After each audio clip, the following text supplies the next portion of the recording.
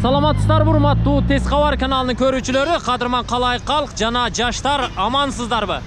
Биз бүгүн сиздерге Оштогу эң алдыңкы окуу борборлордун бири болгон Гений окуу борборунун 3-чү филиалы тууралуу маалымат бермекчибиз. Дареги Оштогу Масалиев проспектиси менен Алишер Навай көчөлөрүнүн кесилишинде, тактап айтканда Келечек базарынын жанындагы Корона соода борборунун 4-чү кабатында жайгашкан. Мына ушул соода борбордун 4-чү кабатына Масалиев проспектиси тараптан же болбосо Этас мейманканасы тараптан күзөт аркылуу киресиздер, 4-чү кабатка чыгып, Гений окуу борборунун 3-чү филиалына баш баксаңыздар болот.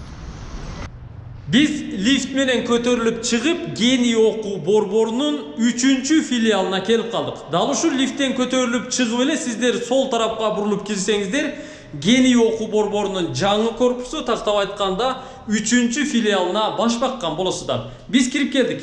Саламатсыздарбы? Саламатсыздар. Кандайсыздар? Жакшы, рахмат. Менин атым Атакул. Буга чейин сиздердин Гений окуу борборунун 2-чи филиалында болдук эле, эми 3-чү филиалына келип калдык. Кош келипсиз. Сиздин атыңыз эчеке? Мен Зебо Алиевна. Зебо Алиевна. Да, биздин администратор Диля. Диля эжеке. Рахмат. Айтсаңыз, Зебо эже, Гений окуу борборунун 3-чү филиалында окутуунун кандай түрлөрү жүргүзүлөт? Да, бул жакка көрсөтсөңүз мен айтып берет элем. Бизде биринчи багытыбыз это обязательно ОРТ болду. ЖРТга даярдоо. Билесиз, азыр ошо учурда көбүрөөк бизде ЖРТны даярдоо курстары аз болуп атат. Ошого биз ошол жылы жаңы ачтык бул курсту, бирок эң мыкты мугалимдерди табышка аракет кылдык. Эң күчтүү тажрыйбалуу эжекелер келди. И биз бул курсту жаңы баштадык. Ошого мына бул жерде баалары, кантип өткөрүшү бардыгы бар. Жумасына 5 жолу өтөбүз, башка айрылыкча, башка жерлерден айрылыкча. И бизде айына 3000 основной курс. Негизги тест бизде 3000ге даярдалып берилет. 3000 сом. Да, 3000 сом. Эки багыт боюнча это математика и бир тил. Орус мектептери үчүн орус тили, и кыргыз же өзбек мектептери үчүн кыргыз тили. 3000 сом. 45 минут болот. Да, 45 минуттан ар бир сабак, бирок жумасына 5 жолу. 5 жолу. Да, андан тышкары бизде дополнительный предметтер бар.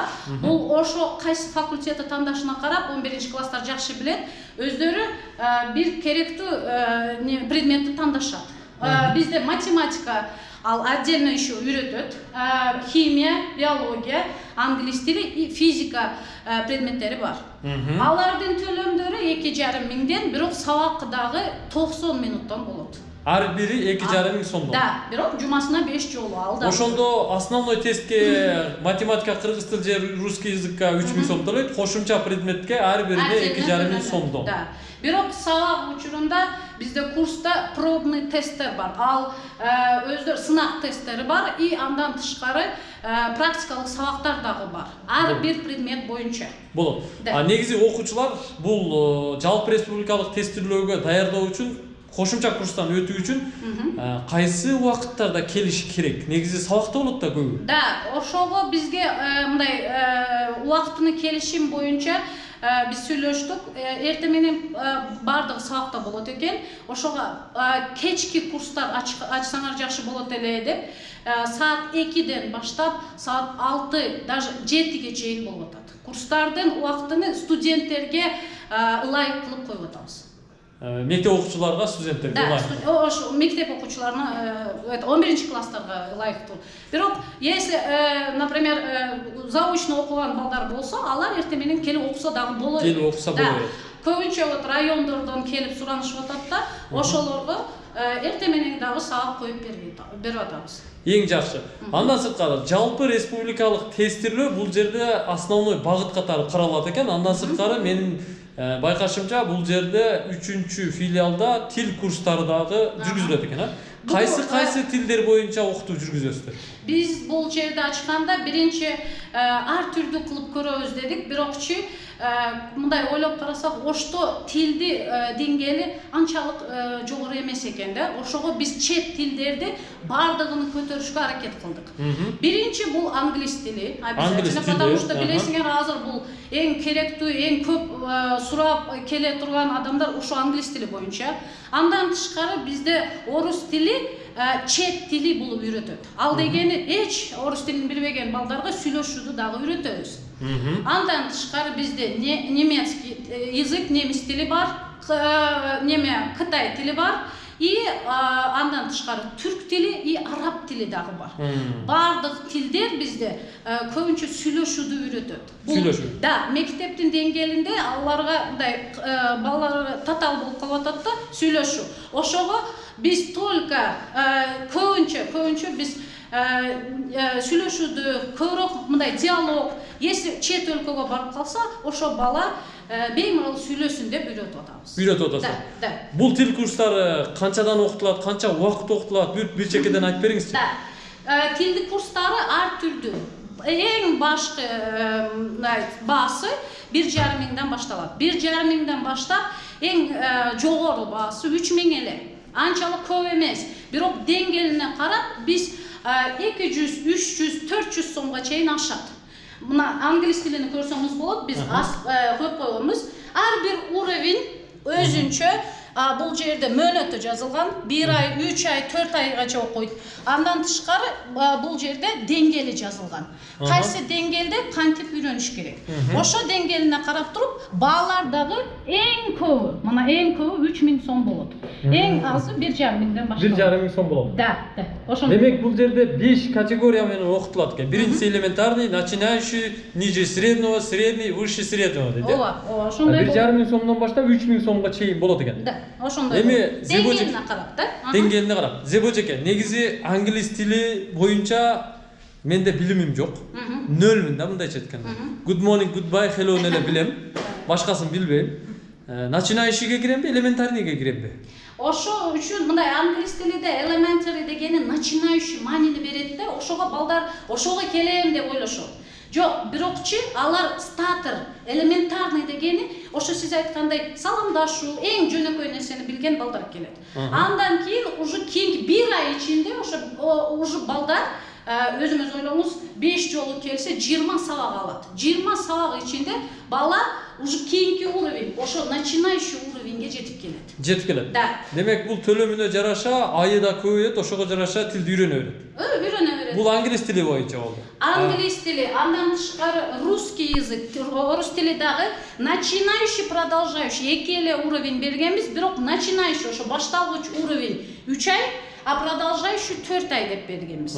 Андан тышкары көбүнчө мындай кыжалат болуп келишет да, чоң адамдар биз дагы үйрөнсөк болобу деп. Биз айтабыз, пожалуйста, келе бергиле. Бизде индивидуальная подготовка. Кайсы багыт болбосун, кайсы тил болбосун, өзгөчө отуруп, отдельно ошо 1-2 ашып кетсе 3 студент менен индивидуальный подготовкада окуйт. Ошого жараша бул баасы көбөйүп калат, бирок өзү жалгыз окуса болот. Көбүнчө биздин деңгээлде ошо бүткөндөр чет өлкөлөргө барып беймарал сүйлөп иштеп жүрүшөт. Эми бир нерсе бар да жеке.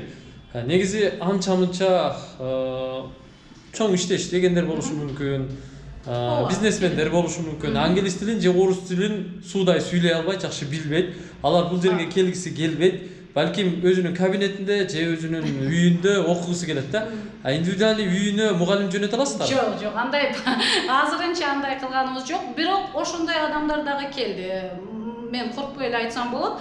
Бизге врачтар келди, чет өлкөгө барам, иштейм деген, и милиционерлер келип окуду.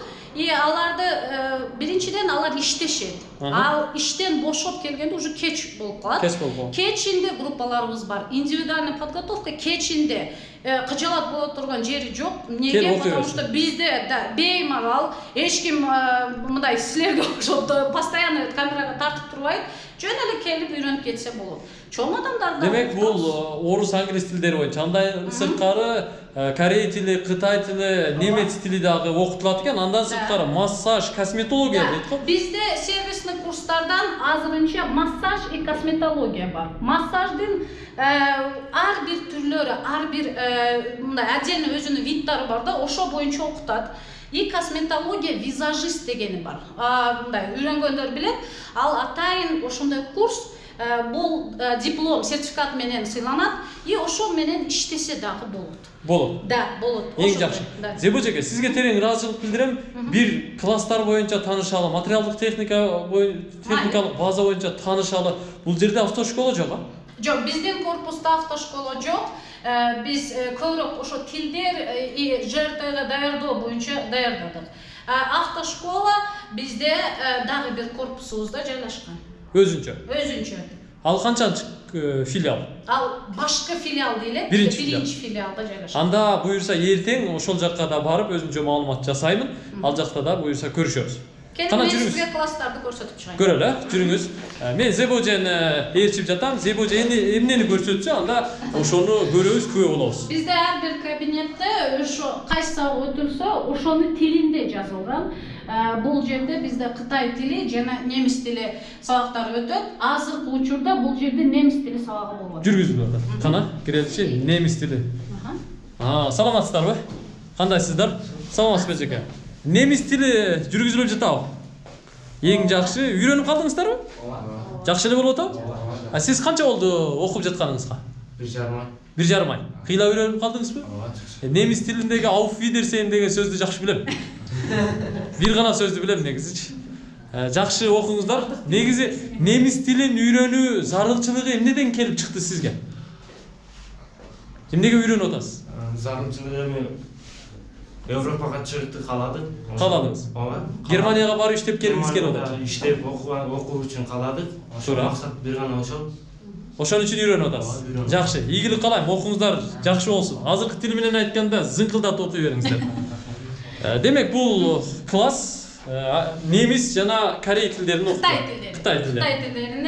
Азыр Кытай тили жок. Бирок ал дагы үйрөтүлөт. Ошого мен сизди кийинки кабинетке алып барайын. Кана, бул жакта дагы класстар бар экен. Кайсы класстарга киребиз? Орус тили сабагына кирелик. Орус тили мугалимдерибиз ортого даярдоо бизде вот ЖРТга өзүнчө отдельно кетет. И бул азыркы учурда алар келишпеди, потому что бизде азыр расписаниясы боюнча сабак жок да. Өздөрү көбүнчө кечинде келишет. Кечирээк келишет. Бул жагы орус тили калат. Орус тили, бирок орус тили курсу көбүрөөк мындай сүйлөшүү курсу деп айтсак болот. Разговорный. Здравствуйте. Здравствуйте. Ой, молодцы. Мектеп окуучулары да бар турбайбы, бул жерде? Окуулар кандай болуп атат? Все отлично, да? Да. Ай, молодцы. Студент ким? Студенттер бар араңарда? Студенттер. Эң сонун. Калганыңар мектеп окуучулар, Да. Жакшы. Негизи кандай? Орус тилин жакшы эле үйрөнүп калдыңыздарбы? Ооба, жакшы. Бул жерде эжекелер жакшы берет, аябай жакшы. Жакшы окутат? Ооба, билим жакшы берет. Канча болду окуганыңызга? 1 ай болуп калды. 1 ай. Жакшы эле сүйлөп калдыңызбы? Ооба, реч жакшы. Мурда сүйлөй албайт, оюмду билдире албайт болчумун, бул жака келип жакшы үйрөнүп калдым. Уже орусча сүйлөй баштадыңыз? Ооба. Орусча айтсынчы. WhatsApp'та орусча жаза баштадыңызбы? Ооба. Буюрса? Ооба. Эң жакшы ошол. WhatsApp'та орусча жазып, бирөө менен орусча сүйлөшүп, анан оюңузду бир нерсени ойлогондо дагы орусча ойлонсо, ошондо тез үйрөнөт экен да. Ооба. Эң жакшы. Как дела? Хорошо. Все отлично или хорошо? Хорошо. Молодец. Жакшы. Жакшы окута бериңиз. Рахмат эжеке. Спасибо вам тоже. До свидания. До свидания. Удачи.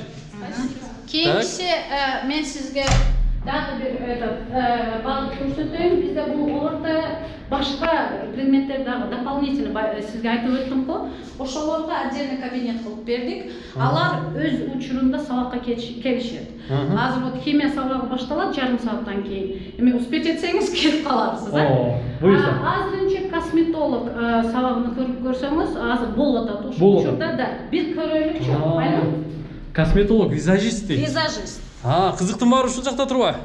Охо. Саламатсызбы? Кандайсыз? Диле жеке. Диле жекебиз биздин косметолог визажистыбыз. Ал өзүнүн деңгээлинде жакшы окуп, даярданып, өзүнчө диплому дагы бар.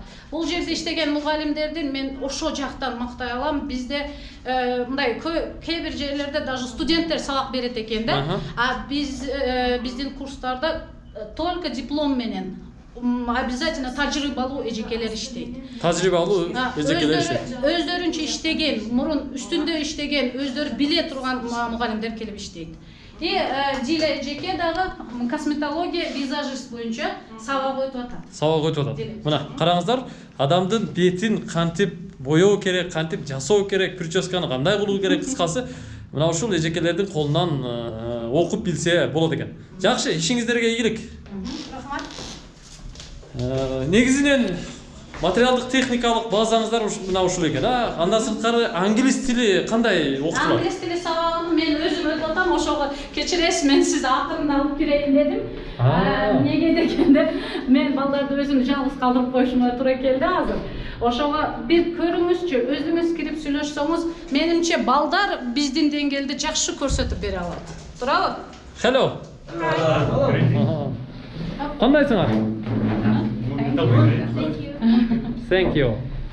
Thank you very much деп акырында айтабыз. Буюрса. Кандай болуп атат? Окутуу. Зебо жеке кандай окутуп атат? Гений кандай окуп атат? Окутуп атат. Как? Very good, excellent. Ой, молодец. Англисче айтып койду сиз. Англисче. А сизге кандай жүрүп атат? Great. Great? А сизге? Good. Good? Ой, молодец. Normal, very good. Ой, молодец. Жакшы го. Өтө сонун окуп атыптырсыздар. Негизи сиздин окуганыңызга канча убакыт болду эжеке? 1,5 ай. 1,5 айдан бери окуп жатасыз. Кыйда сүйлөп калдыңызбы азыр? Yes. Эң эркин, мисалы Лондондон бирөө келсе кеңири сүйлөшө бересизби? Да. Буюрса? Жакшы экен да. Булардын сүйлөө речи дагы, анан кабыл алуусу дагы өтө жакшы экен. Анан бул жерде өзүңүздөр аудиторияда, класста көрүп турасыздар. Бүт жазуулар, көрнөк жарнактар баары англис тилинде экен. Менимче Зебо жекенин гений окуу борборунун атайын методикасы менен окутулуп атыптыр. Бизде мындай да көбүнчө мен мектепте дагы, университетте дагы иштегенде бир нерсени билдим. Бизде англис тилин үйрөтөт го, кантип үйрөтөт? Балдарды билими жакшы эле, жакшы билет, 5 бага окуйт да, бирок бала сүйлөй албайт. Сиз айткандай чет өлкөдөн бирөө келсе, бала өзүн жоготуп коет. Эң жөнөкөй өзүң жөнүндө сүйлөп бер десе дагы сүйлөй албай калат. Ошого мен башка методика кылып түзүп көрүшкө аракет кылдым. Балдар, силер дедим бул жерге келгениңерде өзүңөрдү чет өлкөдө деп эсептегиле. Чет өлкөдө барып калсаң, эч ким башка тилде сүйлөбөйт да. Англис тилинде сүйлөшүңөр керек. Ошого булар аракет кылып атат. Балдар өздөрү сүйлөп берсин, өздөрү жөнүндө хотя ошо үйрөнгөн жактарын көрсөтүп берсин. Майлы? Жакшы. Hello, my name is Aziz. I live Osh. I study Genius 3 months, and I normal speak English. Yes. Азаматсыз. Right. Good. Thank you. Бул бала бизде мындай дегенде уже чет өлкөлүк десек болот, потому что Туркменистандан келген. Бирок көп убакыттан бери уже окуп атат. Ал дагы бизге келип англис тилин үйрөндү. Ал дагы өзү сүйлөп берсе жакшы болот экен. Hello, my name is Jasad. I am from Turkmenistan. I study in Genius for 5 months. Our teacher is Sibalina. She is a perfect teacher. We learn grammar, vocabulary, the exercise. I am going to visit foreign countries. Азаматсыз. Кыйла үйрөнүп калыптыр го булар, Булардын деңгээли бизде мындай китебибизге карап туруп деңгээлине ар түрдүү кылып беребиз да. Сизге көрсөттүм го башталгыч, андан кийин ниже среднего деген ошо хотя бы мен булардан ошо орточо уровеньге чейин алып чыгайын дейм. Неге? Ошо уровень менен булар даже чет өлкөгө барбаса дагы бизде өзүбүз Кыргызстанда дагы жакшынакай иш тапса болот экен. Ошо тил булардан кандай вот ар түрдүү жерде окушат булар. Бирок ошо англис тили аларга жардам болот экен да. Даже доктор болсо дагы, даже экономист болсо дагы. Ошого балдарды сүйлөшүүдү үйрөтүштү максат кылып алганмын өзүмө. Ең жакшы. Сиздер айта аласыздарбы? Гений окуу борбору бизди жакшы окутуп атат. Генийге келе туруңуздар деп айта аласыздарбы? Англисче айтып койчу. Англисче. Please speak it. Just say. Биз гений менен деген сөз. Англисче. We study genres and good study. Yes. Азаматсыз. Сиздерге терең ыраазычылык билдиребиз. Окуңуздар жакшы өтсүн, жакшы окуп, жакшы такылдап сүйлөгөн инсандардан болуңуздар. Биз сиздер менен сыймыктана тургандай болот. Ушуну менен болдук ошо, жыйынтыктайлы, э? Болдук. Сизге терең ыраазычылык билдирем. Зеба Ливна, аман болуңуз. Буюрса биз дагы тез келип турабыз. Тез кабар каналы Гений окуу борбору менен өнөктөш. Буюрса сиздердеги жаңылыктар боюнча биз өзүбүздүн көрүүчүлөргө тез маалымат берип турабыз. Рахмат. Экрандагы телефон номерлерге кайрылып жазылсак болот да. Болот. Ар дайым ошо номерлерге кайрылсаңар болот. Номерлер ар дайым иштейт. Саат эртең менен 8ден баштап 6га чейин өчпөйт. Администратор толук иштейт. Толук иштейт. Жакшы, рахмат. Терең ыраазычылык билдирем. Аман болуңуз. Мына ушундай. Урматтуу Тез кабар каналынын көрүүчүлөрү, сиздер бул чыгарылышта өзүңүздөр көрдүңүздөр. Гений окуу борборунун 3-чү филиалында жүргүзүлүп жаткан окуу курстары боюнча маалымат алдыңыздар. Администратор эжеке сизге терең ыраазычылык билдирем. Ар дайым жылмайып күтүп алышыңызды каалайм. Рахмат, аман болуңуздар. Биздин каналды көрүп туруңуздар, Гений менен бирге болуңуздар. Генийге келип окуп, баарыңыздар гений болуңуздар. Көрүшкөнчө.